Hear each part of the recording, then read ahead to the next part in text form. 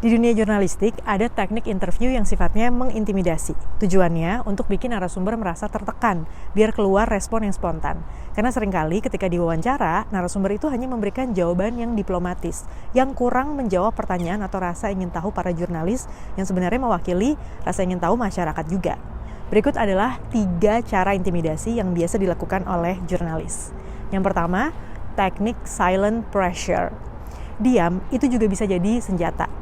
Saat narasumber selesai berbicara, tapi presenter tetap diam dan menatap tajam, itu sebenarnya bikin narasumber tuh canggung dan akhirnya mau ngomong lebih banyak. Contohnya, setelah narasumber selesai menjawab, presenter harus tetap diam sambil menatap beberapa detik ke arah narasumber. Nah, di momen itu narasumber akan ngerasa harus ngomong lebih banyak untuk mengisi kekosongan. Jadi, dia akan menjelaskan dengan lebih panjang lebar. Yang kedua, teknik repetitive questioning. Ini sering dipakai untuk menekan narasumber. Pertanyaan yang sama diulang terus dengan nada yang lebih tegas. Misalnya, apakah Anda terlibat dalam kasus ini? Terus dia jawab mengelak. Kita tanya lagi. Jadi, Anda tidak terlibat sama sekali? Kita bisa tanyakan mungkin 2-4 kali. Teknik ini bisa bikin narasumber kehilangan kontrol dan rentan untuk terpancing emosinya untuk akhirnya berbicara yang sebenarnya. Teknik ini juga digunakan untuk para pengacara ya ketika di ruang sidang untuk membuat pelaku tuh akhirnya mengaku apa yang dia lakukan. Yang ketiga, teknik contradiction trap.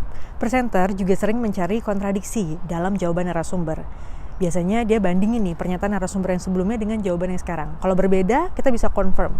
Tapi sebelumnya Anda bilang, jadi yang benar yang mana? Nah, strategi ini dilakukan untuk membuat narasumber terpojok untuk akhirnya menjelaskan sebenarnya apa yang mereka maksud kalau memang jawabannya berbeda dari satu waktu ke waktu berikutnya ya.